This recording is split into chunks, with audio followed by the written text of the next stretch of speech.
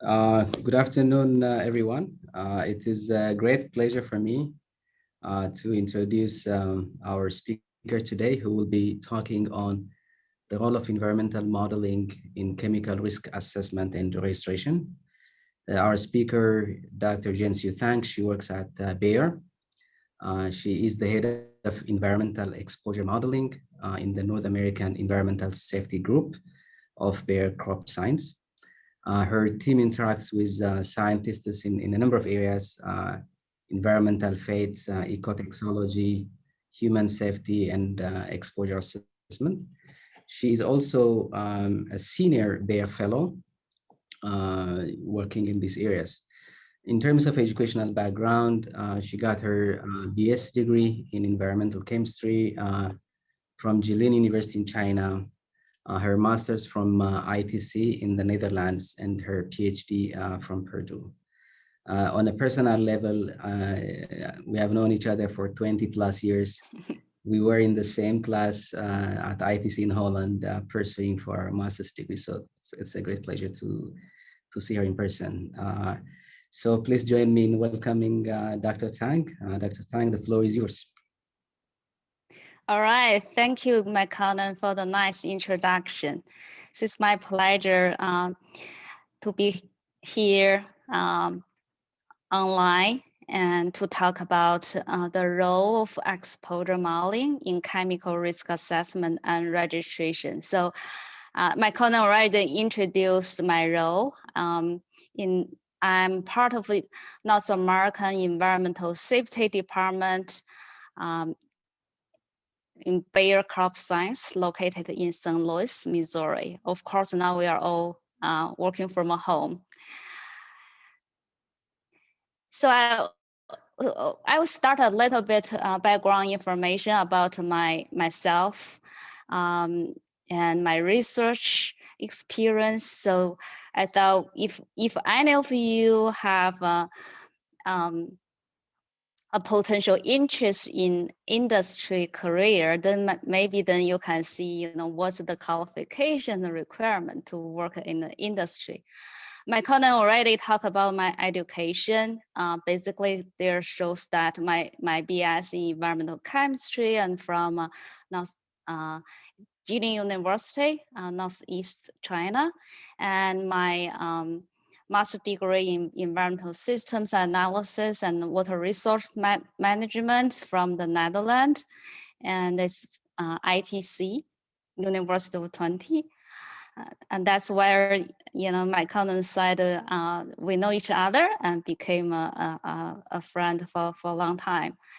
And my PhD is from Purdue University, agriculture engineering, focus on natural resource and water quality management. So it's just briefly, let me move this at the bottom. So my master research, that's about water quality assessment and pesticide fit modeling. That the study area is Lake Naivasha, Kenya. So we spent about 3 weeks there collecting data. In those days that there are no existing like land use data available. So then there's a area photo was taken by the research group. So then based on that, we did a manual digitalization and developed this is a land use map. And then it's an area that has a heavy horticulture and also vegetables and around the lake. And because of the potential use and the pesticide potential environmental impact. So what I did is use a modeling tool to predict the fate of pesticide surface water, in this case, the lake. So what's the runoff to lake and also groundwater leach into the groundwater resource. So this is the map showing the leaching potential. So just to give you some idea. And then for my PhD mainly focus on two parts. One part is to evaluate the impact of urban expansion and the impact of the land use change on environment. So, there's publications I have put on the slide. Another part is WebGIS and web-based decision support system applications. So in the middle here, you see this is a decision support system for erosion control structure planning. And then here is a web-based modeling to identify the regional groundwater risk areas using a GIS system.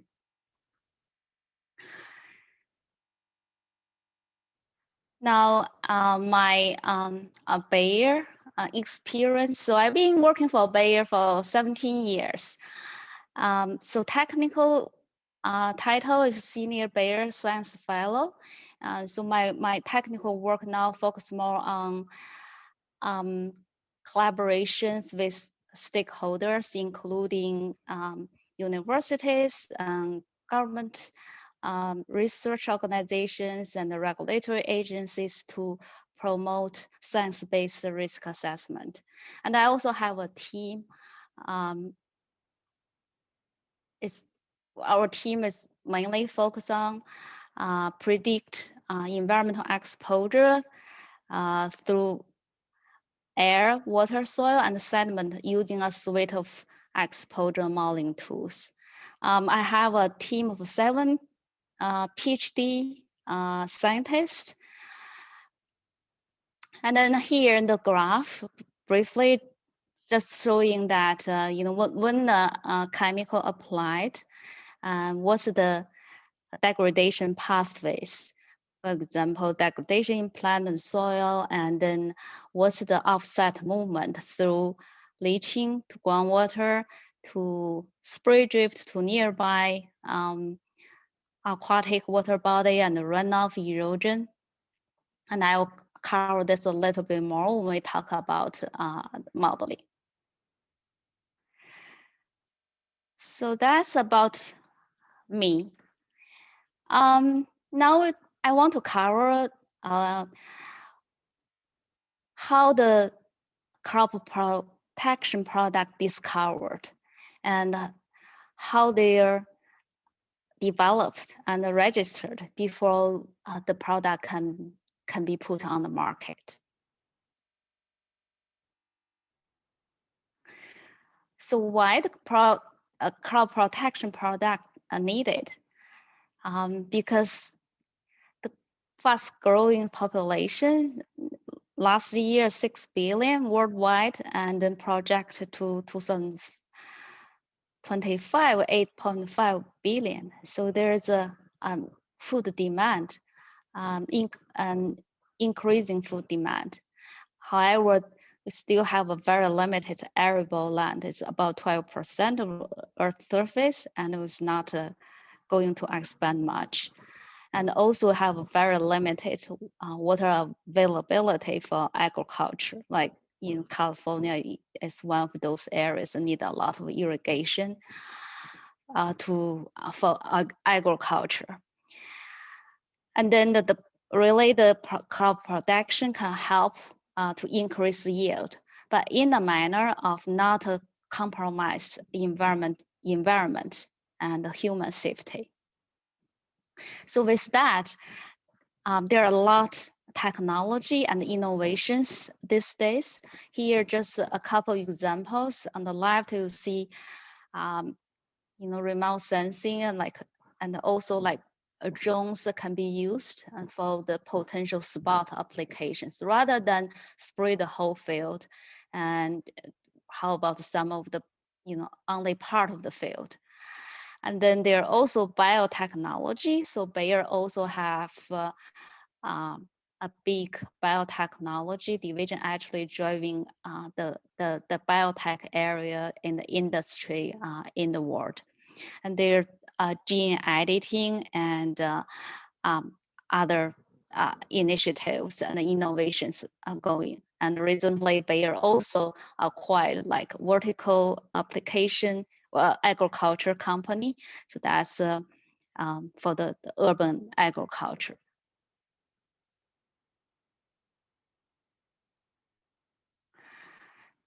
So when a molecule is developed, it's really to look at a balance of biological activity because that's the purpose of develop a chemical, and also safety very early nowadays in the process. So it's a good balance among new mode of action, efficacy. So if the compound is supposed to do the work in the field, and then what's the safety profile? Does the compound have adverse effect on environment or on human safety?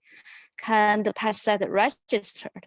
So in the early discovery process, this is balance of the factors already considered. Now looking at a life cycle assessment of safety, so there are four major processes to develop a chemical. The screening phase, and as you can see the compound, those are green areas. So at the screening phase till the early testing phase, the candidate compound could be like 200, more than 200,000. But then by the early testing phase, narrowed down to 6 compounds. But in the end, after the definitive regulatory study, once this step started, actually only 1 compound. So you can see that it's a huge effort scientifically. And next slide talk about the financially, scientifically to develop a compound that thinking of the last slide, I talk about the balance of all the factors.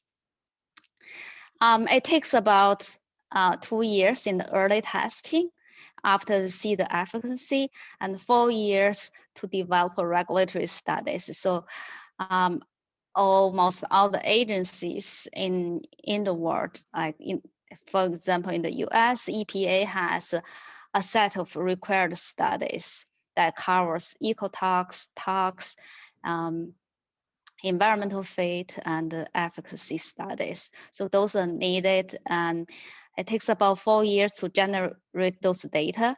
And once the submission package arrive to the registration regulatory agencies, it takes typically about 2 to 3 years for regulatory evaluation. And then after get registration, then also takes about 1 to 2 years to launch the product. So you can see that total it takes about 9 to 11 years to have a chemical from discovery phase all the way to the market. So this slide shows the cost and the study package needed. Here show, from 1995, this is the latest to 2014, and the cost increased from 150 million to about 290 millions. And as mentioned that, it takes about 11 years nowadays to get the molecule and the chemical onto the market. If you look at the study package, so in the research phase, so there are chemistry data and the biological data and the toxicity data and also environmental chemistry data are needed. And then in the development phase, there are also studies like from the lab phase in the go to the field phase, and also need to generate the data required by regulatory agencies. This is just a chemical. So for GMO, genetic modified organism, so for GMO trait, it takes about 135 millions and 12 to 16 years to commercialize.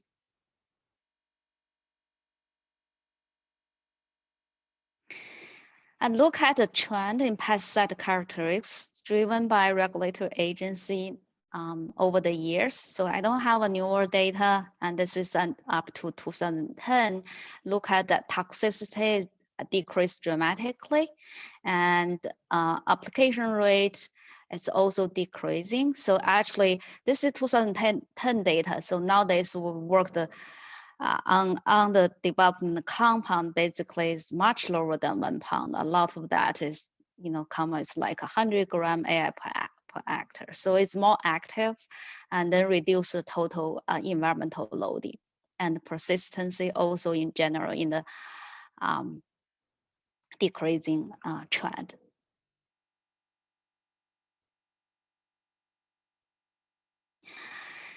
So the pesticide industry is a highly regulated industry. Each region and each country, they have their own regulatory policies. In the US, it's mainly driven by two federal statutes under Food Quality Protection Act. One is Federal Food, Drug, and Cosmetic Act. So it's mainly established tolerance for the pesticide residue in the food. So what's the maximum residue level in food? And the other act is the Federal Insecticide, Fungicide, and Rodenticide Act, and that decided. So based on that act, any chemicals should not add adverse effect on environment and human safety. So that's why the pesticide registration is required. And after the registration, every 12 to 15 years, and start to have a pesticide reevaluation process, basically based on the current regulatory policies. All the pesticide have a registration need to be reevaluated. And there are also ESA Act. It's part of the regulatory process, but it's not implemented across the board yet.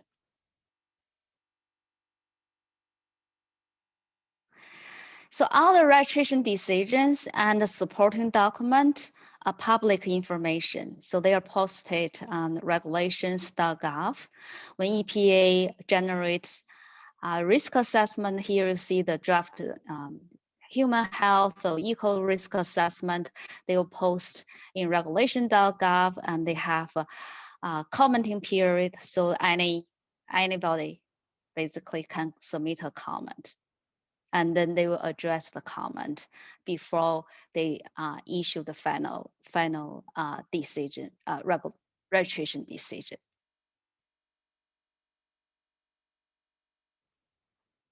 Now I'll talk about environmental modeling and risk assessment. So very briefly, I want to talk about risk assessment in terms of exposure and hazard.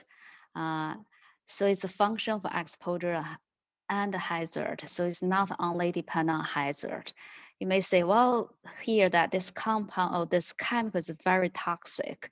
Doesn't mean that this chemical has a risk. It's also dependent on exposure. In this case, in the using tiger as an example, it's very dangerous. But if you put it in the cage, they're negligible risk. But if you let it out, so it has a high exposure, then it has a higher risk. So the message here is toxicity or exposure alone does not equal risk.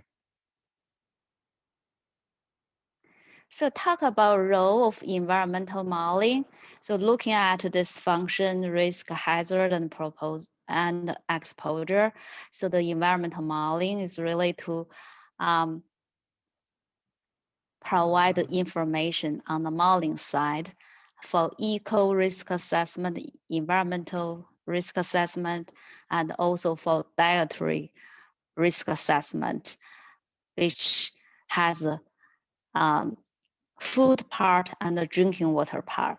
So my team does, what my team does is quantify environmental concentrations in drinking water sources, that including surface water and groundwater for dietary risk assessment, and also quantify the aquatic concentration, aquatic risk assessment, terrestrial, and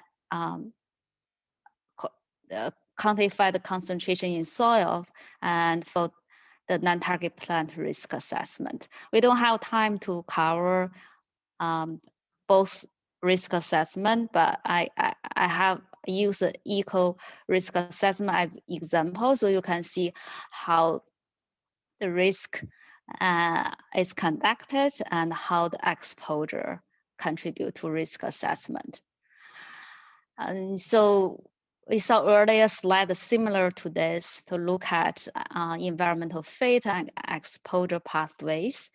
So for this, each pathways, they are models available that regulatory agencies required to use to quantify the exposure.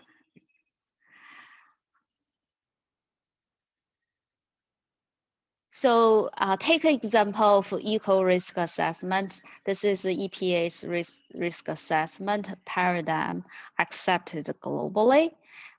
So other regions have their own risk assessment, but that's mainly adapted from the EPA's risk assessment. As mentioned earlier, their exposure characterization, which is the modeling played a big role there, and also their effect, which is the hazard part in the risk assessment. When both components put together, they will have a risk characterization. And the risk characterization is communicated to risk managers if there's no risk.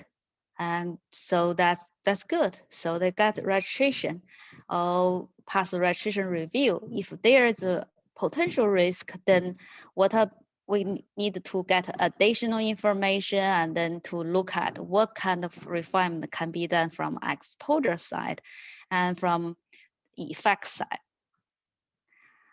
So how to do a risk assessment? Okay, before that, let's talk about the eco hazard assessment. As I said, we have a modeling tool to use for exposure, but then what's the hazard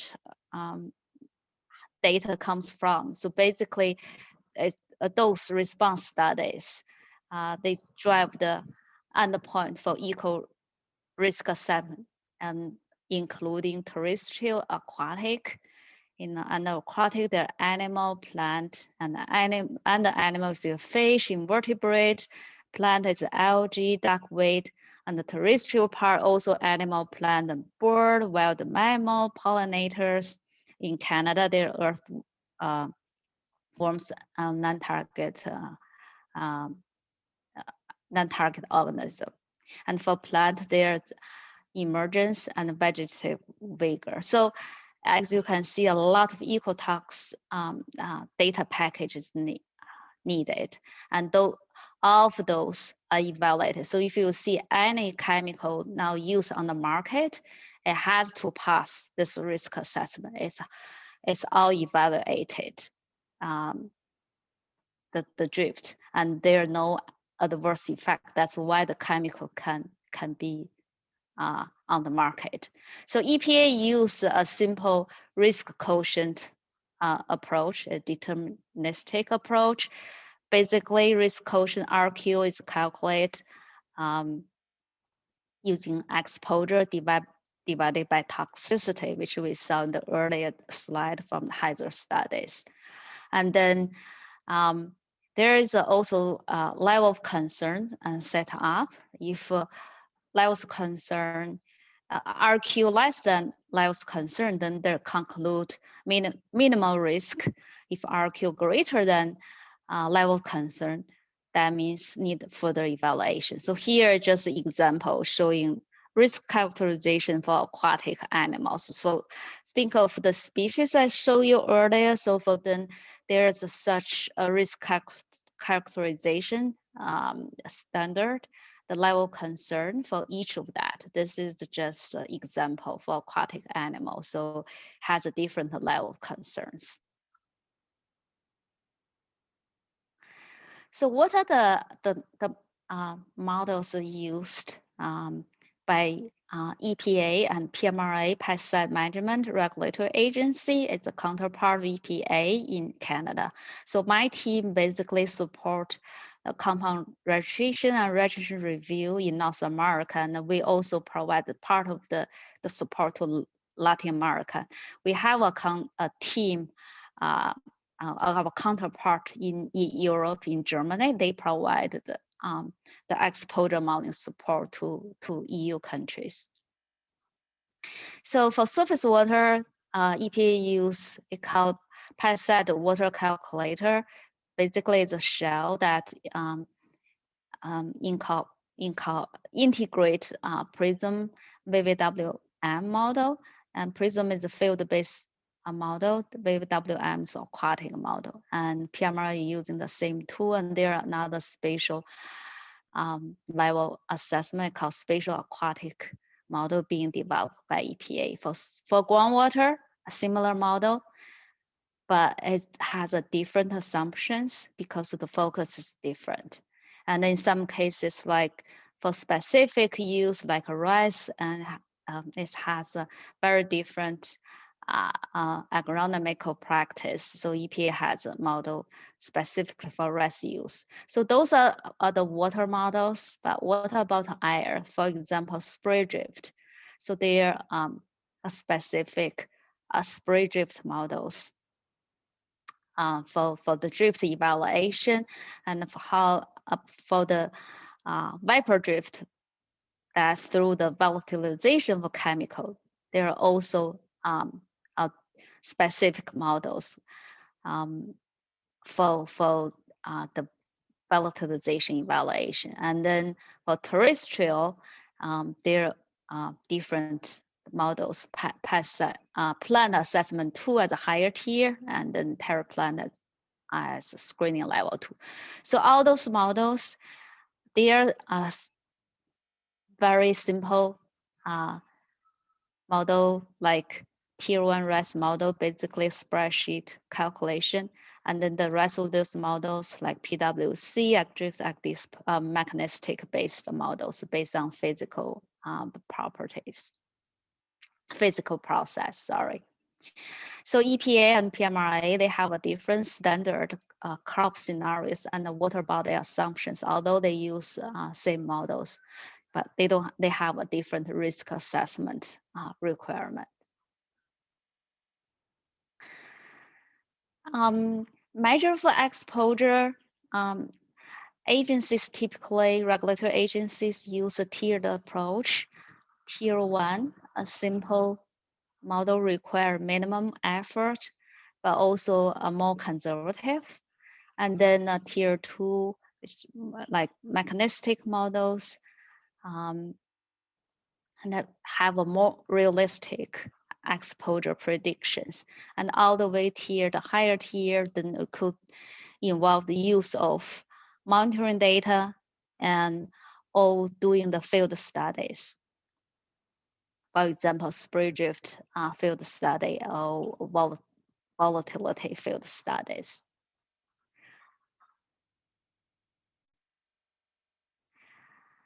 So we don't have time to cover all the modeling, but I think it's good to give you some ideas. As example, like surface water modeling, because each model will be like a separate seminar. So what is required in the surface water model? So what's the input needed? So first, the environmental fit and behavior, and that's part of the model input. So what is the soil degradation half-life, and what is aquatic degradation half-life? Those data and also the suction, which is a critical parameter in characterize the offsite movement of pesticide. So those are generated. We have an environmental fit group. They generated data, and so those are the model input. And also need what's the application use patterns? What's the use rate? What's the application approach? Is ground application? Is aerial application? So those are from a field development. It's a different department. So they are the ones, they do efficacy study and they develop application use pattern. And then I talk about EPA, PMR has standard scenarios. Those scenarios are based on the site-specific characteristics that including soil and the weather data. And then when evaluating the aquatic, the concentrating aquatic water bodies, what's the EPA's standard assumptions? So for eco assessment and for drinking water assessment, they have a different assumptions. So it's, as you can see that the information is all from a different groups or different department. And then after the modeling team generated data, then we also provide to our ecotox group, do a eco risk assessment, and we provide number to our human safety department, they do that risk assessment. So it's very, very collaborated work. So this is EPA's aquatic model scenario. So they assume a 10-hectare field all sprayed by pesticide and then flow into a 1-hectare water body. And so they use long-term weather data, 30 years data, and for 30-year simulations. And for drinking water, they have a different watershed. The different sides of the watershed is different for surface water, for drinking water assessment, for eco assessment. So what defines a scenario? So basically, in the weather data, because when you apply a chemical, if you apply the chemical after the application and the right of that, if there's a rainfall, then certainly you have a higher runoff potential. So that weather is important, and the soil data, and that's also important. For example, in terms of leaching, then if it's a coarse soil, then you have a high leaching exposures. And also crop information, which is when it's planted and when it's harvested. The data layers used to develop those scenarios, and you probably familiar with those data layers. Soil use the circle data, and land cover use the crop data layer, and a very detailed crops included, and the weather data from NOAA, and also the crop growth. So once you overlay all those information together, then you have thousands of potential scenarios. What EPA does that for the 48 US state, EPA develop combinations of the weather and soil crop combinations, but then they chose those scenarios represent 90th percentile exposure, worst case exposure concentrations, because from their perspective, they want to be protective.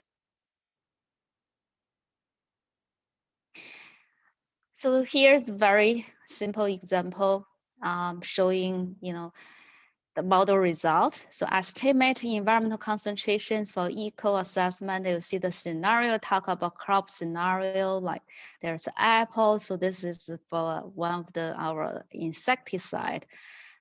So EPA has representative apple scenario and citrus, tomato, so many crop scenarios. So in this case, this is the exposure concentration in water, 7.2 part per billion for acute assessment, and 6.9, this is 21-day average concentration, that's for chronic eco assessment. And then if you put this exposure number with the effect number together, and remember we talk about risk quotient, you calculate risk quotient 0.2. In this case, it pass the acute, but not passing the restricted use. So then if it's not passing, then the refinement is needed. So you say, you probably think, well, EPA already defined all those scenarios, and so why do you need a 6 PhD working in your team? And so if you just follow regulatory approach, actually the majority of our time spent on the model refinement. Here I show example that comparing modeling result and the monitoring data. When I say modeling result, this is the regulatory agency's modeling. So based on the guidance, it's not that typical modeling you calibrate and you validate model. No, it's a regulatory model, and then in this case, compared to 90th percentile concentration from monitoring data. This is monitoring data. And this is the model data. So model data is 2 magnitude higher than monitoring result. So most of our time spent to really to reduce the gap of the conservative regulatory modeling result and between modeling result and the real world monitoring data. In this case, it's one of our insecticide, the data available for 20 plus years, and there are more than 30,000 samples available in the high, very intense used area, as you can see. But then if the modeling result using regulatory approach used for risk assessment, we cannot pass risk assessment. So then how we can refine the modeling result to pass risk assessment? That's my majority of time that we spent. That lead to exposure modeling refinement options. So if we can pass risk assessment, what do we do? And the regulatory modeling approach by nature is to be conservative because they want to be protective. But in the cases, because they are general, so they do not consider compound specific properties. So then we have the data, we have the data package. So then we consider those data to refine the model. And we could also refine model assumptions like I mentioned earlier that assuming like 100% field treated, that's the case for row crop, but that's may not the case for some vegetable use. Sometimes it's only small parts treated. So those can be the modeling refinement options. And then the scenario refinement, I mentioned earlier the scenario, but those scenario in some regions that we don't have the use, we don't register in those regions. So those refinement can be considered, and of course monitoring data. And then in addition that, the regulatory model, there are higher tier research-based model like SWOT, and then also consider probabilistic exposure modeling assessment.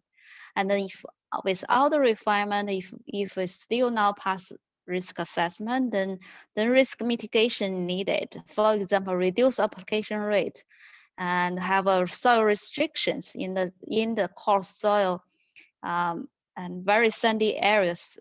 The chemical that cannot be used. Or consider vegetative filter strip as a mitigation approach. So here, we're showing like there's a groundwater case, that's EPA's standard assessment, and we consider compound properties. And this step by step, eventually we can refine the assessment that comparable. If you look at those those are the monitoring data. So we achieved the comparable result. But the final decision is in the hands of regulatory agencies. So they are the one to say that we accept the modeling assessment, or they say that no, we don't accept. Then you need to do additional data, additional field studies, and to refine that. I think that's the last of my slide. So if anyone has more interest in terms of for Bayer and the industry, this is our external scientific resource. It has a QR code, and then you can subscribe and check more information. So thank you. I don't know if. Thank you. Yeah, thank you, Dr. Tang, for the great presentation. Clapping. I wish we could do this in person, hopefully soon. So the floor is open for questions. Anybody with a question? Oh, thank you for the presentation. I had a question about, I guess, navigating all these regulatory agencies and what it takes to kind of push people to produce a product, I guess. Like what are the threads that have to connect? You mean from the safety perspective? So that's why in the early phase of the chemical discovery, if the compound can be registered, that should be one of the main factors to be considered, because it could get denied. And then that's why there's a lot of scientists in the R&D department, and so even that it could happen without, well, this is one we want to put in the development phase. We start to do studies, but then it turned out you have some data showed up that are not expected. So we have to call a stop. So, well, it could have a potential negative impact on the environment, and we'll just terminate the project, even we spend millions already. Oh. So, yeah, that's why I think it's need to do really a better job in terms of considering registrability in the process. Oh. Yeah. Other questions from students? You can also type it in the chat, and we can ask them for you.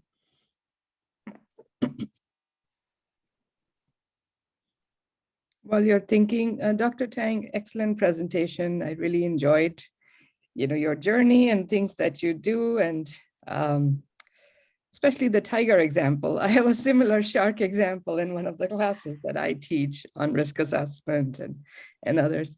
I was curious, I know you touched upon the GMOs, but do you also use any nanoscale materials as crop protection agents, whether it is for enhancing growth or nutrient absorption, or with the pesticidal properties? Yeah, so from we are more like, so I'm in the area of those traditional chemicals, so we don't use nanotechnology, but on the biotech part, I can't answer. They probably use that. If there are any interest, I could, and on the biotech part, I could, connect with one of expert in that area and for future seminar. Oh, thank you. That'd be good. Yeah, it's just coincidental. I will be teaching about applications and potential implications of nanomaterials in agriculture in my class tomorrow. So I was Okay. thinking if Good. I could tie it to, this is what is real, this is actually happening in some industries, but that's okay, we'll look it up. But yes, we'll definitely like to invite you to visit the campus in person, like Mikonan said, in one of the future quarters. That would be great. Yeah, I think our students really appreciate it. You know, in a year or so, when the whole master's class would graduate and turn over, next batch of students should also benefit from your wisdom and experience. Thank you again. Yeah, so if any of you considered, an industry career, or maybe then my talk can trigger your interest, that would be great. I would be happy that, as I said, I have my team was members. They're major either in agriculture engineering or civil and environmental engineering, like one of you. All right. Yeah. What would I be, have, yeah, go ahead, Jerry. I actually had a question, but do you want to go first, Sheila? Or Yeah, go for it. what was your experience like navigating and interacting with the scientific and regulatory community? Because people have different perspectives, right? And how did you communicate to them versus like communicating to the public? If That's that an was excellent question. Yes, that's why I said this has been one of my focus in the past 2-3 years, that how to work with the stakeholders. As you said, the EPA has their perspective and we have our perspective. So what we have been doing that we have done several workshops inviting all the stakeholders. Not we so actually NC State provide a forum for that, and then we use science to build alignment, because each stakeholder has its own objective, but then what is common is science. So that's why we have those workshops and we align ourselves, and then the activity and effort we put out there to really benefit all the stakeholders, and to also allow the stakeholders to understand others' perspective. Got it. Thank you for that. So Dr. Tang, I have a question. So in terms of modeling, what is your challenge in terms of research questions? Is it lack of data, lack of processes? In general, how would you group the research, the science challenge that you face in your modeling work? Yeah, that's also a very good question. I'll see there are two challenges. So from the science perspective, for example, there's a sophisticated model available to address a question, but then that can be used in the regulatory setting, because you can't expect the regulators to use a very sophisticated model to evaluate every chemical. It's just not practical. So then how to simplify the assumptions, how to simplify the model. And that's one of the challenge. As you had a vegetative filter strip example, so then that we collaborate with University of Florida, and they have a model that we try to adapt that in the regulatory setting. So that's one perspective. The other perspective is that the tool is available, but then it takes a process for regulatory agency to accept a new technology, because they already have their own process developed, and any new, say like a new model and a new technology, it takes time for them to develop a new process. Like last year I've been focused on drone application. So that's a new application platform. But then EPA doesn't have a regulations for that. So then how to develop a model? That's something they are interested, and also something we are interested. Thank you. Fine, thank you.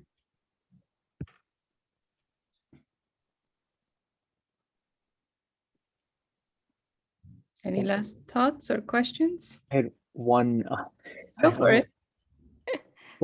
What are some ways that you can get the EPA to accept some of these new models faster? I guess. Are there any like buttons you can push?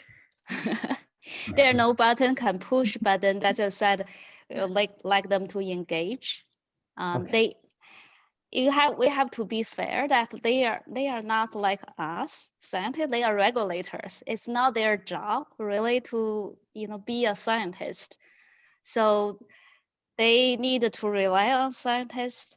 So that's why we set up the forum, like I said, the workshop forum, and then after discussion, then we understand what's the need from regulators, and then we have this follow-up technical group, including all stakeholders, to help to develop that. But still, it's a process because Yeah. they also should have their own QA/QC process, and sometimes it just change, not only technical, it's also the policy. So change a policy is not something easy. Yeah. Got it. Thank you for that. Okay, you're welcome. Yeah, let's thank Dr. Tang again for sharing her time and experience and with us. So yeah, we're really grateful. Like I said, I look forward to meeting you in person. Very interesting seminar. Thanks. Yeah. You're Thank you, Dr. welcome. Tang. Thank you for Excellent talk. having me. Excellent. Bye. Thank you so much. Bye bye.